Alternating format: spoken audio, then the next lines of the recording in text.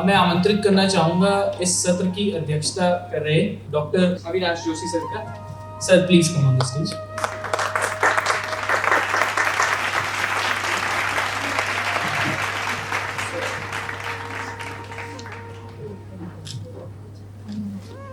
अब मैं आमंत्रित करूंगा मंच पर आदरणीय अभिषेक अग्रवाल जी को। सर प्लीज तालियों से सर का स्वागत करें।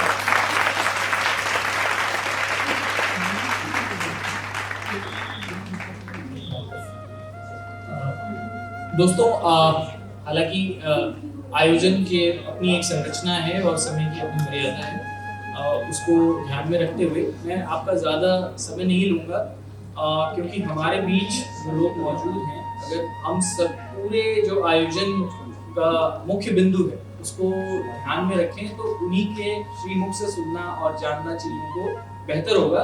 लेकिन आज से पूर्व का जो सत्र रहा वो इतना रोचक रहा कि, और जैसे आदरणीय ममता कालिया मैम के कुछ शब्द इतने प्रेरक रहे कि अब मैं भी उस ओर अग्रसर हूँ और मैंने थोड़ा बहुत उन्हें पहले पढ़ा भी है। तो नाइजीरियन उपन्यासकार हैं चिनुआ अचीबे। मुझे बचपन से उनकी एक बात बहुत प्रेरक लगती है और उचित भी है कि हर सभ्यता की, हर देश की और हर समाज की अपनी कहानियां होनी चाहिए। हम उन कहानियों से अछूते हैं या उनके बिना हम बिल्कुल कंगाल हैं। वो कहानियां ही हमें एक सभ्यता, एक समाज और एक देश के तौर पर आगे ले जाती हैं। तो पहले तो कहानियों का हमारे जीवन में बहुत बड़ा रोल है। पंचतंत्र इतना खूबसूरत एक कृति है और शायद ऐसी दुनिया में कभी लिखी भी नहीं जा पाई इसके बाद कि बच्चे को लगता है कि वो बच्चे के लिए लिखी गई है और वो उससे सीख जाता है। उसका संदेश बड़े के लिए होता है और बड़ा उससे सीख जाता है उन सभी कहानियों से। तो ये कुछ कहानियों की रचनाओं की, चाहे उपन्यास की विधा हो या कहानियों के माध्यम से हो, इसकी अपनी खूबसूरती है। और आज गूंजे अनंतनाथ जो गीता मैम की पुस्तक है, जो इस परिचर्चा का विषय है, इसके केंद्र में है। और मैं थोड़ा सा गीता मैम के बारे में पहले से पढ़ रहा था। तो जैसे ममता कालिया मैम ने एक बात कही थी कि स्त्री की बहादुरी को लेकर, और जो उन्होंने मणिकर्णिका के विषय में उद्धृत किया कि सारा स्त्रीवाद एक तरफ और वो एक कृति एक तरफ। मैम की इससे पहले की पुस्तक है, बस उसके बारे में थोड़ा सा कहना चाहूँगा कि ये मन बंजारा है। तो नंदा देवी राज्यात यात्रा जो स्त्रियों के लिए वर्जित थी और उसकी पहली महिला यात्री, सो इसके लिए मैं समझता हूँ कि जोरदार तालियों के ऊपर घुमक्कड़पना जो आपका है, और ये देश थोड़ा सा भूल गया राहुल सांकृत्यायन को, जिनका बहुत बड़ा हम सब पे उपकार है। जब हम बचपन में राहुल सांकृत्यायन के बारे में पढ़ते थे कि वो घोड़े खच्चरों पर लाद लाद के जो सारी पांडुलिपियों की वो इस देश में दोबारा लाए और उस ज्ञान को स्थापित किया, तो वो बहादुरी के साथ साथ मैम जो आज हमारे बीच गीता गैरोला मैम है अपनी इस पुस्तक के साथ, तो घुमक्कड़पना भी मुझे लगता है महिलाओं को बहुत आवश्यक है वो होना। अगर हम स्त्री विमर्श की बात कर रहे हैं, नारीवाद की बात कर रहे हैं, और जी मैम, आवारागर्दी एक बेहतर शब्द हो सकता है। मैंने कहा मैं सीखने की राह पे हूँ, तो पॉलिटिकल साइंस में जब हम फेमिनिज्म पढ़ाते हैं तो कुछ मैं कई बार बात शुरू करता हूँ किंडर जॉय से। सबसे डेंजरस चीज है शायद अपने समाज में देवी, और इस तरीके से जो हमने चीजों को बना दिया। सबसे पहले तो ये भी आपको बताना चाहूँगा कि ये मन बंजारा ने जिस किताब का जिक्र किया है, वह किताब को भी जो है प्रकाशित करने का सौभाग्य मेरा ही रहा है। गूंजे अनंतनाथ, अगर एक प्रकाशक की दृष्टि से कहूँ तो ये उन किताबों में से है जो अपने प्रकाशन के 3 महीने ही अभी शायद मुश्किल से पूरे हुए हैं और उसका दूसरा संस्करण प्रेस में है। तो जब मैं इसको एक पाठक के तौर पे पढ़ रहा था और इसके ऊपर काम कर रहा था, मेरे को ताजुब हो रहा था। वो ताजुब था गीता जी के साहस के ऊपर। मैं उसको पढ़ता था और कभी कभी उनसे बात करता था कि गीता जी, आप जो है गोलू के बारे में ऐसे लिख दे रही हैं, आप फला व्यक्ति के बारे में, अपने पति के बारे में आप इस तरीके से लिख दे रही हैं। तो और यही चीज़ मैं उनसे जानना चाहता हूँ कि आत्मकथाएं लिखना, अपने आप को सेल्फ ग्लोरीफाई करना, वो बहुत सरल है। आप बड़ी बड़ी सेलिब्रिटीज़ की आत्मकथाएं पढ़ते हैं, तो आप संजय दत्त की आत्मकथा पढ़ते हैं एक एग्जाम्पल के तौर पर, आपको हर चीज़ के एक्सक्यूजेस मिलते हैं। हर क्राइम के पीछे एक छिपा हुआ एक बहाना, एक एक्सक्यूज़ मिलता है आपको। लेकिन कोई आदमी या कोई महिला स्पेशली, वो अपनी गलतियों को इतनी बेबाक तरीके से स्वीकार करे, अपने सभी मनोभावों को वह कह देने के लिए एक अलग और एक अद्भुत ही साहस की ज़रूरत है। तो मैं सबसे पहले तो गीता जी से पूछना चाहूँगा कि वह साहस और चीज़ों को देखने का नज़रिया वो किस तरीके से अपने अंदर विकसित करती हैं। देखिए, हमारे जो सबसे पहले तो मैं इस बात से बहुत बहुत बहुत खुश हूँ कि ममता दी मेरी बात सुन रही है, कमला दी मेरी बात सुन रही है, डॉक्टर विद्या सिंह और मेरे सारे मित्र हैं जो देहरादून के हैं, और अभी बहुत सारे लोग बाहर भटक रहे हैं, वो उधर की तरफ उनको वो आएंगे अभी धीरे धीरे करके। तो मुझे बहुत खुशी हो रही है। ये सारे लोग मुझे बहुत प्यार करते हैं और मेरे साहस का सबसे बड़ा कारण यही सारे लोग हैं, क्योंकि मैं कई बार जब भटकती हूँ तो मुझे सब यही लोग याद आते हैं और एक एक करके आकर के कोई फ़ोन कर, मैं रो रही हूँ तो पता चला किसी का फ़ोन आ गया। पहली बात तो गूंजे अनंत नाद लिखना शुरू किया था तो वो कोई आत्मकथा, वो क्या था मुझे, मैं बिल्कुल नहीं जानती हूँ। पल्लव से मैंने बोला तो पल्लव ने कहा आप लिखो कुछ भी हो जाएगा। मैंने कहा ये निकलेगा क्या, उससे कुछ भी निकले, आप निकाल दो बस किसी तरह से। तो जब मैंने लिखना शुरू किया तो बेसिकली मैं बहुत बीमार थी और जिस समय मेरे को कैंसर हुआ उस समय मैं उत्तराखंड के अंदर जिस कार्यक्रम ने मुझे ये साहस दिया अपने आप को अभिव्यक्त करने का और अपने आप को ईमानदारी से अभिव्यक्त करने का, उसका नाम है महिला समाधि। वो जेंडर बेस्ड प्रोग्राम था तो वो बहुत ही सरकारी प्रोग्राम, पर उसने मुझ जैसी हजारों औरतों को निकाला और मुझ जैसी हजारों औरतें हैं इस समय हिंदुस्तान के अंदर जो साहस के साथ में अपनी बात करती हैं और उनके अंदर एक अद्भुत मेरे अंदर है नहीं है, मैं नहीं जानती हूँ, लेकिन उनके अंदर है, ये मुझे दिखता है। एक बात तो ये है। दूसरी बात ये है कि जब मैं लिख रही थी वो एक घोर सरकारी कार्यक्रम का रिजल्ट था, घोर सरकारी कार्यक्रम। वो सरकारी कार्यक्रम सरकारी तरीके से शुरू नहीं हुआ मगर बहुत सरकारी तरीके से बहुत बेइज्जती से बंद हुआ, वो एक उसका ड्रॉबैक है ना। और शिक्षा विभाग ने उसमें बहुत अहम भूमिका निभाई, हमारे ब्यूरोक्रेट्स ने उसमें बहुत अहम भूमिका निभाई, हमारी सरकार ने उसमें बहुत अहम भूमिका निभाई। तो वो एक पक्ष है। मैं अभी सुशील को बोल रही थी कि तुमने ठोकने की कोशिश तो करी, वैसे ऐसी बात नहीं है। तो एक तो बात यह है कि मेरा जो साहस और मेरे अंदर जो भी थोड़ा बहुत है वो महिला समाज का कार्यक्रम और मेरे मित्रों की देन है। एक बात तो ये है। दूसरी बात, अपने आप को ईमानदारी से व्यक्त करने की जहाँ तक बात है, मुझे लगता है हर व्यक्ति के अंदर बेसिक ईमानदारी होती है, साहस होना चाहिए अपनी बात करने का, व्यक्तिगत बात कहने का भी साहस होना चाहिए। जब मैं ये लिख रही थी तो बहुत सारे लोगों ने मुझे कहा कि आपने अपने हस्बैंड के बारे में लिख दिया कि वो इतने नकारा हैं, वो बहुत गैर जिम्मेदार हैं, वो ऐसे हैं, वो ऐसे। मैंने कहा वो है ना, मेरे साथ ही तो रहते हैं।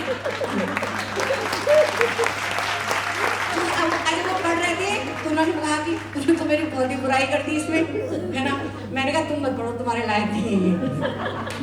अब उन्होंने स्वीकारा, क्या करें, मजबूरी है ना, अपने बेटे के लिए। या आपने जो मेरे ऐसे बहुत सारे मित्र थी, मेरी ऐसी सहेलियां थी जो 30 साल से मेरी सहेलियां थी और मैंने सोचा था कि मेरे जो रिश्ते हैं, परिवार के रिश्ते हैं, मेरे पिता के रिश्ते हैं, मेरे ससुराल के रिश्ते हैं, ये तो मुझे दिए गए हैं ना।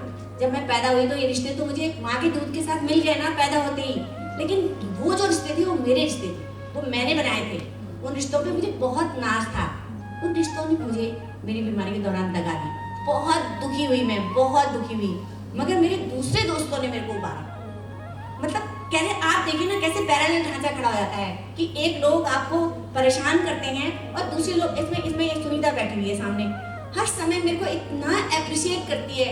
हमेशा दीदी वो हमेशा मुझको बहुत बूस्ट अप करती है, हमेशा मुझे इतना अच्छा लगता है। मैं जानती हूँ कि मुझे बैगन के झाड़ में चढ़ाया जा रहा है, मैं जानती हूँ, मैं हर व्यक्ति अपने औकात जानता है, मैं भी जानती हूँ अपने औकात। जो मेरे मित्र हैं वो मुझे हमेशा साहस देते हैं। और गूंजे अनंतनाथ कैंसर डायरी है, वो आत्मकथा नहीं है, उसमें अब क्या लिखा जाता कैंसर के बारे में, आप अपने कष्ट तो लिखते, अपना रोना धोना, अपने अड़ोसी पड़ोसी, अपने इष्ट मित्र परिवार के लोग, किन लोगों ने कैसा साथ दिया, तो वो कैंसर डायरी में अपने आप ही आ गया सारा का सारा। जो हम लोग नॉर्मली अगर फेसबुक पर या पत्र पत्रिकाओं में देखते हैं तो हमें हमारा जो पूरा साहित्यिक समाज है, जो बिरादरी है, वो हमें बहुत टुकड़ों में बटी हुई महसूस होती है।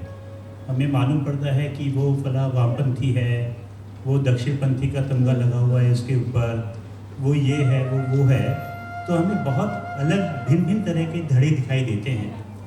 लेकिन हमारी साहित्यिक बिरादरी का जो एक उज्जवल पक्ष, एक उजला पक्ष गीता जी की इस किताब में दिखाई देता है, जिसमें वह एक मतलब कहेंगे ना, लाइफ का जो सबसे खराब दौर हो सकता है किसी महिला के साथ में, या किसी भी व्यक्ति के साथ में, वो उस दौर से गुजर रही हैं, एक ऐसे दौर से गुजर रही हैं जहाँ पर वो शायद ये चाहती हैं कि मेरा जीवन ही यहाँ से आगे ना हो, कि इट्स बेटर कि मैं लेफ्ट कर दूँ इस अर्थ को ही। वो ऐसी मानसिकता से गुजर रही हैं। उस समय वो जब एक किसी भावना में आकर हल्का सा एक इंफॉर्मेशन सी देती हैं कि हाँ मेरे को ये प्रॉब्लम हो गई है, मेरे को कैंसर हो गया है, और वह पूरी बरादरी किस तरीके से उनके साथ में खड़ी है, उनके कर्जों को, ये गीता जी की भी स्वीकारोक्ति देखिए, वो उन कर्जों को कागज पर उतार रही हैं कि मैंने किसी से 1 रुपया भी लिया है तो मेरे को वो पैसा वापस देना है उसको। लेकिन वो सब लोग बिना किसी एक्सपेक्टेशन के उनको सपोर्ट कर रहे हैं। तो यह हमारी पूरी साहित्यिक बरादरी का एक इतना उजला पक्ष दिखाई देता है, मन बहुत ही उसके ऊपर एक उमंगित हो जाता है। और गीता जी, इसके बारे में आप कुछ बताइए, वो सब क्या, वो जो प्रसंग है उसके बारे में। देखिए, जहाँ तक पंथ की बात है, निश्चित तौर पे मुझे वाम ने बनाया है, निश्चित तौर पे खुले आम मैं स्वीकार करूंगी, मुझे वाम ने बनाया है। और मैं वामपंथी हूँ, घोषित वामपंथी हूँ, स्त्रीवादी हूँ, फेमिनिस्ट हूँ, घोषित फेमिनिस्ट हूँ, क्योंकि मेरी गुरु कमला भसीन जैसे लोग थे, उन्होंने ही मुझे आज यहाँ पर, उनकी बदौलत मैं आज यहाँ पर आपके सामने बैठी हुई हूँ। तो मैं जो बात है उसको मैं नकार नहीं सकती। लेकिन जब आप जिंदगी और मौत के बीच में झूल रहे होते हैं और बहुत तकलीफ में होते हैं, तो आप चीज़ों को बहुत दूर से देखते हैं। मैंने डॉक्टर से बोला, मुझे कुछ ऐसा कीजिए कि मैं कैंसर से ना मरूं, मुझे और चीज़ से मरना है। उसके बाद जब मेरी कीमो के कारण हार्ट बहुत वीक हो गया, 25% काम करने लगा, मैंने बोला ये देखिए अमीर लोगों वाली बीमारी है, आप जाएंगे आराम से। तो डॉक्टर बहुत हंसे, और डॉक्टर जब मैंने उनसे पूछा कि आप ये बताइए कि मेरे को कौन सा स्टेज चल रहा है, तो उन्होंने मुझे नीचे से ऊपर तक देखा। उन्होंने बोला, किसने कहा? मैंने कहा लोग पूछते हैं। उन्होंने कहा लोग इसलिए पूछते हैं कि मरीज अभी यही घूम रहा है, गया नहीं ऊपर, इसलिए पूछते हैं आपसे। तो ये जो सारी चीजें हैं, ये जो खिलौनापन है, ये एक मेरे व्यक्तित्व का हिस्सा है और ये मेरे मित्रों की देन है। एक तो बात ये है। दूसरी बात है, जहाँ तक जब आप इस स्थिति में होते हैं कि आपको पता नहीं होता है कि आपको जीना है, मरने से मैं कभी नहीं डरी, मरने से मैं आज भी नहीं डरती हूँ, मैं घिसने से डरती हूँ, सारे लोग डरते हैं। तो जब वाली स्थिति होती है तो आप बहुत तटस्थ होकर देखते हैं। फिर आपका जो पंथ है ना, आपकी जो मेंटल कंडीशनिंग होती है ना, वो आपको बहुत तटस्थ भाव से देखने को मजबूर करती है, कहती है कि आप चीज़ों को तटस्थ भाव से देखिए। तो मैंने हर चीज़ को बहुत तटस्थ भाव से देखा, और जो मुझे दिखा, जो मैंने महसूस किया, वो मैंने लिखा। तो पर ये बिल्कुल तय है कि मैंने जो भी लिखा, मैंने जो भी कहा, जो भी मैं करती हूँ, जो भी अब तक किया है पिछले 30-40 सालों में, वो सारा का सारा लेफ्ट ओरिएंटेड है। मैं वंचितों के साथ में हमेशा थी, हमेशा। मैं खुद वंचित हूँ ना, मैं स्त्री हूँ तो मैं खुद वंचित हूँ ना, तो मैं अपने लिए काम करती हूँ, तो इसलिए मैं उनके पक्ष में हमेशा खड़ी रहती हूँ।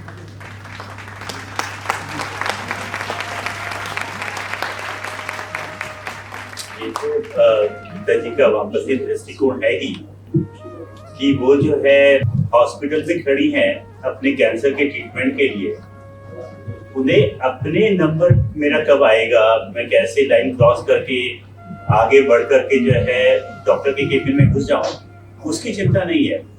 वो वहां पर बैठकर काउंट कर रही है कि यहाँ पर पुरुष कितने कैंसर के पेशेंट है, महिला कितनी कैंसर की पेशेंट। मेंटल कंडीशनिंग है ना, इसलिए वो वहां बैठ करके ये हर पेशेंट के पास जाकर के वो ये पूछ रही है कि हर बहन के पास में, या जो भी दूसरे कैंसर पेशेंट है, कि तुम्हें कैंसर की क्या दिक्कत है, क्या तकलीफ है, और मैं तुम्हें कैसे सपोर्ट कर सकती हूँ, और कितना पैसा खर्च हुआ है, और कितना पैसा भी खर्च हुआ है। अपने में तो मेरे गले आप बता रखी थी ना। तो मतलब जिसको बोलते हैं ना कि अपने दुख को डाइल्यूट करने का तरीका क्या है, दूसरों की सेवा करके दूसरों के दुखों के सहभागी बन जाओ, तो वह तो वाम है ही। अगर वह वामपंथ है तो वह उस नजरिए से तो गीता जी पूरी तरीके से वामपंथी है। लेकिन अगर वामपंथ किसी ब्यूरो हेड को फॉलो करने का नाम है, तो शायद गीता जी वामपंथी नहीं है, तो वो डेफिनेशन अलग हो जाएगी।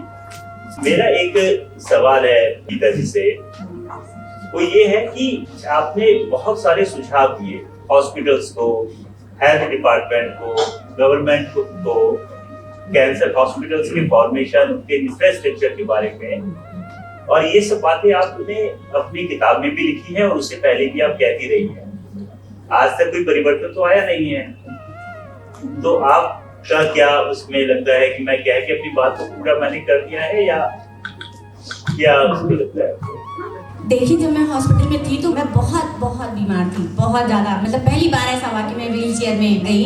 और टेस्ट कराने के लिए आपको कहाँ जाना है? जो jolly grant cancer research institute को देखेंगे तो इंस्टीट्यूट बिल्कुल अलग है, और टेस्ट कराने के लिए बिल्कुल आपको दूसरी बिल्डिंग में जाना है, आपको पेमेंट करने के लिए दूसरी बिल्डिंग में जाना है, लाइन लगाने के लिए दूसरी बिल्डिंग में जाना है। तो वो मेरे लिए बहुत मुश्किल काम था। तो मैंने इस बात पे प्रश्न किया कि जो डिज़ाइन करते हैं हॉस्पिटल को, उनके दिमाग में डॉक्टर के बैठने की जगह तो होती है कि वो कहाँ बैठेगा, केबिन कैसे बनेगा, कंप्यूटर कहाँ पर रखे जाएंगे, मशीनें, मगर मरीज के लिए क्या है, इसके लिए नहीं है। बाथरूम नहीं है, इतने गंदे बाथरूम, इतना शोर। जब एक दिन मैं गई, और क्योंकि जब कीमो चढ़ती रहती है ना, बार बार आपको टॉयलेट जाना पड़ता है, और बार बार आप टॉयलेट जाओगे। एक टॉयलेट है, हम तो प्राइवेट रूम में लेते थे, लेकिन उसका भी वही टॉयलेट था, तो आप बार बार जा रहे हो। सारे लोग 20-25 लोग कीमो करवा रहे हैं, उसको इस्तेमाल कर रहे हैं। अटेंडेंट है, वो उसको इस्तेमाल कर रहे हैं। इतना गंदा टॉयलेट। मैंने कहा, भाड़ में जाए तुम्हारी कीमो का मुंह, पहले मुझे ये बताओ तुम्हारा एचआर कहाँ है। तो उन्होंने बोला, हाँ किसको पूछ रही हैं आप? मैंने कहा तुम्हारे एचआर को पूछ रही हूँ। तो पहले तो टालमटोल हो गई। मैंने कहा तुम नंबर दो मुझे। इत्तेफाक ऐसा हुआ कि उनका एचआर जो है वो मेरी दोस्त रजनी का भतीजा निकल गया। मैंने तुरंत फोन घुमाया, मैंने बोला पहले यहाँ आओ और तुम देखो कि इतने लोगों के लिए एटलीस्ट इस बाथरूम को साफ तो कराओ। तो तुरंत आकर के जो है, जैसे एचआर की बात आई तो तुरंत सारा बाथरूम साफ हो गया। और मैंने कहा मेरे लिए मत करो, मैं अपने लिए नहीं बोल रही हूँ। बाथरूम साफ सारे लोगों के लिए रोज होने चाहिए। आज मैं आई हूँ, आपने करवा दिया, यही धंधा आपका रोज का, आप इसको ठीक कीजिए। तो बात ये नहीं है कि क्या परिवर्तन आया है, बात यह है कि आप अपनी बात को कहते हैं कि नहीं कहते हैं, और आप सही जगह में अपनी बात को कहते हैं कि नहीं कहते हैं, एक बात। और दूसरी बात यह है कि आप मरने की स्थिति में आ रखे हो। मेरे को इतना भयंकर इन्फेक्शन हो रखा था कि मैं खड़ी नहीं हो सक रही थी। बगल में एक कैंसर के मरीज थे, उनको बहुत तकलीफ हो रही थी, बहुत परेशान तो क्योंकि उनके घर वाले उनको छोड़ गए थे, तो उनको ट्रीटमेंट कर रहे थे, उनको नस वस नहीं मिल रही थी तो काट रहे थे। वो मैंने उनको बोला, देखो भाई, अपना कैनुला एक किनारे निकाला, मैंने कहा देखो भाई, इनको तुम मरने दो, जब ये मर जाएंगे इनके घर वालों को बोलो ले जाना, मगर इनको तंग मत करो तुम बिल्कुल भी। हड़कंप मच गया अस्पताल में। मैं कहा नहीं ऐसे ही होगा, बिल्कुल मैं यहीं बैठी रहूंगी, बिल्कुल अपने बेड पे नहीं जाऊंगी जब तक तुम इनको नहीं करवाओगे। उनकी डेथ हो गई थी सुबह के टाइम पर। लेकिन बात यह है कि आपको जहाँ पर जो सिचुएशंस हैं, क्या आपके अंदर वहाँ पर बात उठाने की हिम्मत है? बात ये होती है। परिवर्तन तो 40 साल तो जिस समय हम लोग ने महिला समाख्या शुरू किया था, उस समय लग रहा था कि हम तो दुनिया को ऐसे चुटकियों में पलट देंगे। इतनी यंग एज थी और इतनी ऊर्जा थी, और लगा कि ये तो पता नहीं हम कल को ही सारी दुनिया को, पूरे समाज को पलट देंगे। मगर आज जब हम उसी बात को करते हैं, उसी जेंडर की बात करते हैं, तो वही जेंडर की बात जो जब हम उंगली से समझाते थे कि देखो यहाँ पर जेंडर गैप है, यहाँ पर डिस्क्रिमिनेशन है, यहाँ पर दिक्कतें हैं, वही चीज़ आप 7 तालों के नीचे चली गई है। आपको ढूंढने से नहीं मिलता, आपको कुतर्क झेलने पड़ते हैं महिलाओं के लिए, और आप निकाल नहीं पाते हैं। मुश्किल हो जाती है निकालना, पहचानना मुश्किल हो जाती है। डिस्क्रिमिनेशन आप कैसे बताओगे लोगों के बीच में, कैसे बताओगे? लोग पहले से ही मेंटली प्रिपेयर हो जाते हैं कि हमने इनकी बात का क्या जवाब देना है, हमको आगे जाना है, ये नहीं, हम इनकी बात का क्या जवाब देना है। ये किताब के बारे में अपनी बात नहीं होती है, जो मैंने सीखा है उसके बारे में बात कर रही हूँ। किताब में भी कमोवेश यही है, बहुत सारी कहानियाँ हैं। मैं अपने दोस्तों को फिर बहुत बहुत धन्यवाद बार बार देती हूँ। एक दिन डॉक्टर भारती आए, और बहुत सारे दोस्त हैं ऐसे, वो एक उदाहरण है। और मैं नहा रही थी, बहुत तबीयत खराब थी, वो एक लिफाफा रख के चले गए। तो संतोषी मेरी एक बेटी, उसने कहा कि माँ डॉक्टर भारती आपके लिए लिफाफा रख के चले गए। मैंने कहा कोई बात नहीं है, कोई निमंत्रण होगा गोष्ठी का, देख लेंगे। शाम हो गई, उसने कहा माँ आपने देखा नहीं है, ये पता है, देख तो लो कम से कम, क्या पता कल ही हो गोष्ठी। मैं चाहे मरने लग जाती थी ना, तभी भी गोष्ठियों में जरूर जाती थी। हाँ, तो क्या कहते हैं, मैंने कहा दे। तो जब मैंने उसको खोला तो उसके अंदर पैसे थे। मुझे इतना अच्छा लगा, इतना अच्छा लगा। मैंने आज तक डॉक्टर भारती को नहीं बोला, आज तक यहाँ पर बोल रही हूँ कि आपने पैसे दिए। पहले मैंने सोचा उनको लौटा दूंगी, आज तक कभी बताया तक नहीं कि आपके दिए हुए पैसे मुझे मिले। आज तक कभी डॉक्टर भारती को ये तक नहीं बोला, मैं कभी नहीं बोलूंगी, क्योंकि वो उनका स्नेह था मेरे लिए, और मेरे बहुत सारे दोस्तों का स्नेह था मेरे लिए। मुझे पैसे की उतनी जरूरत नहीं थी, मुझे प्यार की जरूरत थी, मुझे सपोर्ट की जरूरत थी, जो एक कैंसर पेशेंट को होनी चाहिए। आप एक कैंसर पेशेंट का कैसे बिहेव करते हैं? आप उसके पास जाएंगे, मुंह बना करके सड़ा हुआ मुंह लेकर के बैठ जाएंगे, जैसे मतलब अभी जाता है ये। अगर कैंसर पेशेंट बेचारा हंसने भी लगेगा तो उसे लगेगा कि मैं तो चाहने वाला हूँ, हंसो ही तो। मतलब आप देखने वालों को देख करके वो मरीज का इतना मोरल डाउन होता है, उसे लगता है बस मैं मरने ही वाला हूँ अब तो सच में। ये चॉकलेट वाला हमारी सामाजिक जिम्मेदारी है कि हम कैसे बिहेव करें। वो चॉकलेट वाली जो महिला थी जिसकी दुकान पर आप गंजी ऊपर गई, वो ये है ना यही सुविधा। तो जब मैं गंजी हुई तो हमारे जो ड्राइवर थे उन्होंने कहा दीदी आप स्कार्फ तो पहन लीजिए। मैंने बोला मुझे स्कार्फ पहनने की जरूरत नहीं, मैं ऐसे ही जाऊंगी, जिसको देखना होगा गीता गैरोला का ऐसे ही दिखेगा, और जिसको नहीं देखना होगा वो मुंह फेर ले। जब मैं गई उनकी दुकान में तो वो आई मेरे पास, उन्होंने कहा मुझे आपको देख के बहुत खुशी हो रही है। मैंने कहा उनसे कि मेरे को कैंसर हो गया है। तो उन्होंने कहा मुझे बहुत खुशी हो रही है, और उन्होंने मुझे सुविधा स्टोर से एक चॉकलेट दी। जब मैं अपने ऑफिस में चॉकलेट लेके आई, मैंने कहा देखो सुविधा स्टोर वालों ने मुझे एक चॉकलेट दी। तो जो मेरी सब साथी थी वो कहने लगी दीदी अगली बार उनको बोलना कि दूसरा टेस्ट देना, ये वाला मत देना। तो इस तरह की घटनाएं जो आपके जीवन में, दो बच्चे थे वो मुझे देख के हंस रहे थे, उनको लगा गंजी औरत है। औरतों को गंजे देखने की परंपराएं नहीं हमारे समाज में, मर्दों को गंजे देखने की परंपरा है, औरतों को नहीं है ना। हमारे दिमाग में आप किसी मंदिर में आके बाल कटवा लीजिए, आपको बहुत श्रद्धा भक्ति मिलेगी। लेकिन अगर आप ऐसे आमतौर पर गंजे होती हैं, आपको एलोपेशिया हो जाता है, आपको कैंसर हो जाता है, तो फिर आपको औरतों को गंजे देखने की परंपरा नहीं, आपकी भौं नहीं है, आपकी पलकें नहीं है, आप एकदम खलवाट है बिल्कुल। पर मैंने कहा कोई बात नहीं है, परंपरा नहीं है तो क्या फर्क पड़ता है, हमें देख लेंगे। उसके बाद जो है वो दोनों बच्चे मुझे देख के हंस रहे थे। मैं गई उनके, मैंने उनके कंधों में हाथ रखा, मैंने कहा बेटा मैं कैंसर पेशेंट हूँ। इतना झेपे आंटी सॉरी। मैंने सॉरी बोलने के लिए नहीं कहा, मैंने बोला कि आइंदा से दूसरों को देख के हंसना मत। ये जो आपकी पुस्तक है, मैंने इतनी सच्चाई से लिखी गई पुस्तक नहीं देखी, क्योंकि इनकी जो हर एक कीमों हो रही थी उस कीमों के एक एक पैसे का इन्होंने हिसाब बताया है कि वो पैसे कहाँ से आए। मतलब मुझे देखिए आर्थिक स्थिति खराब वो एक चीज है, लेकिन उसको सच्चाई से सबके सामने रखना, उसके लिए जो साहस चाहिए। जब ये साहस की बात कर रहे थे तो मैंने कहा वो निर्भीक भी है, क्योंकि बिना किसी लाग लपेट के उन्होंने सारी सच्चाई सबके सामने रखी। और एक एक जो है कीमों का हिसाब कि अब कहाँ से आएगा अगले का पैसा। अभी वहां से जैसे आपने बताया कि लिफाफा आ गया था, उसी तरह इनके एक ड्राइवर थे रावत जी, जब ऑफिस को बिल्कुल भी तनख्वाह नहीं मिल रही है, साल भर का इकट्ठा हो गया है, काफी पैसा जो है नहीं मिल रहा है, तो इनके एक ड्राइवर थे रावत जी, लगातार जो है बिना उसके रेम्यूनरेशन के इनके साथ कंटिन्यू करते रहे। और वो एक इतना अच्छा मुझे प्रसंग उसमें लगा कि निस्वार्थ भाव सेवा का अभी भी हम लोगों के अंदर है। जो आप पहले बहुत सारे दोस्त हैं जो मुझको बहुत प्यार करते हैं निस्वार्थ भाव से।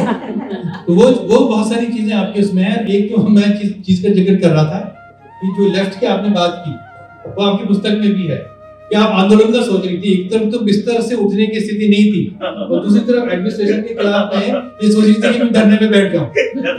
हाँ,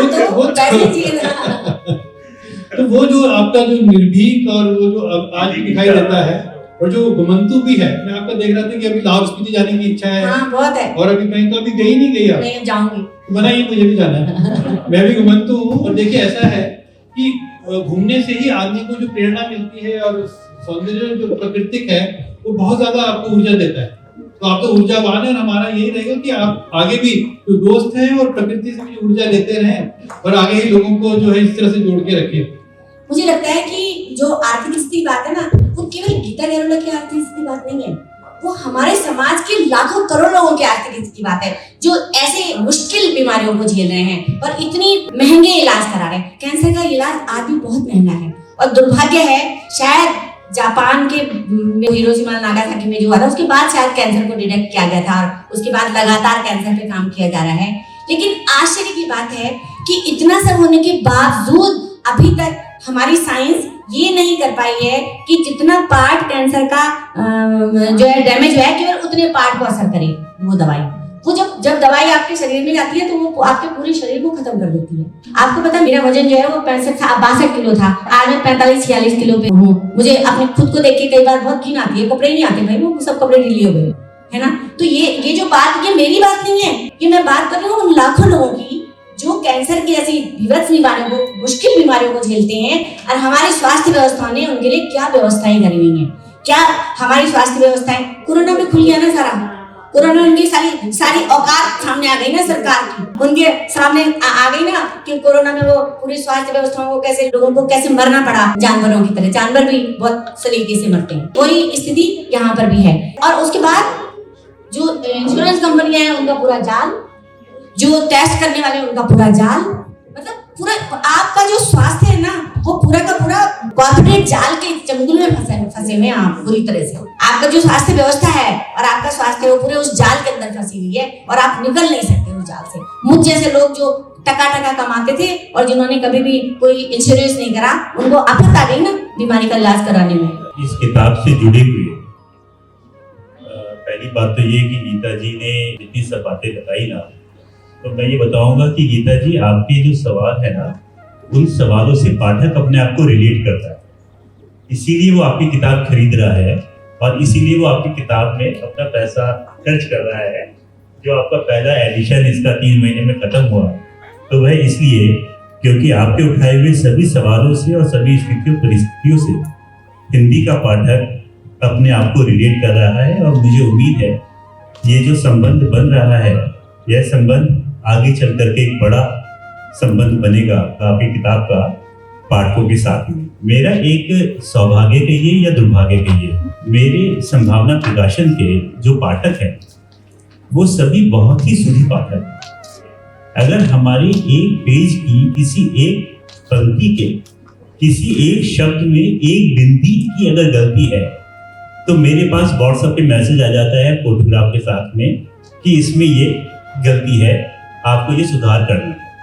तो ये खुशकिस्मती भी है, पर कई बारी ये बहुत बड़ा दबाव भी बना देती है आपके ऊपर। तो गीता जी की किताब गूंजे अनंतनाद एक पाठक ने ली और उनके पास सुबह उसका पैकेट पहुंचा। दोपहर को उनका फोन आया कि अभिषेक कैसी किताब छापी है आपने। मैंने कहा क्यों, क्या हुआ? बोले इतनी मोटी किताब है, इसमें चैप्टर तो है नहीं, खंड तो आपने बनाए नहीं, इतनी मोटी किताब बिना खंड के कौन पढ़ेगा, कैसे पढ़ेगा? मैंने कहा वो खंड क्यों नहीं बने वो अलग बात है, वो दोबारा से मैं आपको बताऊंगा। मैंने कहा जी अब तो जैसी है आपके सामने है, आप इसको देखिए और बताइएगा। ठीक है। उन्होंने एक दो बातें जो मुझे समझानी थी, 24 घंटे नहीं हुए थे, अगले दिन उसी पाठक का दोबारा से फोन था। बोले अभिषेक इस किताब में खंड बन ही नहीं सकते थे, आप बनाते कैसे? और मैं ये पूरी किताब पढ़ गया और बहुत ही शानदार ऐसा फ्लो में किताब लिखी हुई है, क्या कहा जाए। तो ये एक पाठ की प्रतिक्रिया है कि पाठ के साथ में वह अपने पाठकों को कितना रिलेट करा रही है वह किताब, किस कदर एक जुड़ाव पैदा हो रहा है पाठक और किताब के बीच में। जहां तक उनका जो सवाल था कि चैप्टर क्यों नहीं है, उसका उत्तर ये है कि जब गीता जी के पास मैंने ये दूसरा या तीसरा प्रूफ भेजा, तब गीता जी ने कहा कि अभिषेक मेरा दिल 20% पर है, मेरी तबीयत खराब है, मैं नहीं देख रही हूँ, छाप दो इसको, कम से कम मेरे जाने से पहले छाप दो। कभी ऐसे इमोशनली ब्लैकमेल करना पड़ता है, प्रकाशकों को ऐसे इमोशनली ब्लैकमेल करना पड़ता है। और आपका जो सेकंड एडिशन आएगा उसमें चैप्टर्स होंगे क्या? नहीं, कोई संशोधित रूप नहीं है, सिर्फ कुछ प्रूफ की गलतियां जरूर हैं जिनको सुधार दिया गया है, लेकिन बाकी उसके मूल पाठ में कहीं कोई परिवर्तन नहीं है। ये चीज मैंने भी ऑब्जर्व की कि आप जब पढ़ने लगते हो तो आपका सेकंड चैप्टर ही नहीं आ रहा। और उसे वो एक बहाव होता है। मेरे को लगा नहीं कि आपको उस चैप्टर के ना आने का पढ़ते हुए अफसोस नहीं हुआ होगा। हाँ, अफसोस नहीं होता, लेकिन फिर भी क्या होता है, कॉमा तो लगता है ना, फिर सीधे विराम ही था जहाँ से हमने आरंभ किया, उसके बाद सीधे विराम। ये बड़ा इंटरेस्टिंग है, पहली किताब हमने ऐसी देखी जिसमें कोई खंड नहीं है। नहीं ऐसी अपनी ब्यूटी है, अपनी ब्यूटी है और ऐसी बहुत सी किताबें हैं। और एक और दिलचस्प चीज है इस किताब के शीर्षक के बारे में। इस किताब का नाम है गूंजे अनंतनाद। गीता जी ने नाम भेजा तो मैंने कहा ये आपकी किताब तो कैंसर के बारे में और आपके संघर्षों के बारे में है, अनंतनाद, गूंजे अनंतनाद, ये क्या हुआ? गीता जी बोली समझा नहीं रही हूँ, बता रही हूँ, इसी नाम को रख दो और ये किताब करो इसको फाइनल। मैंने कहा ठीक है।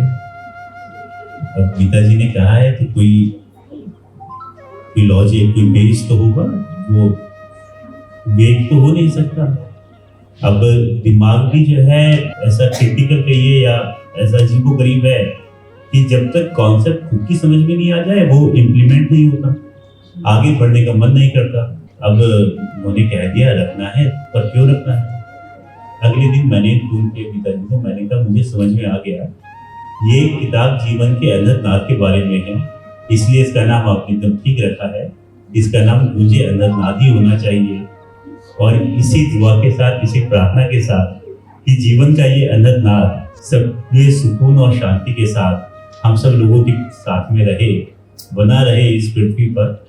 और धन्यवाद।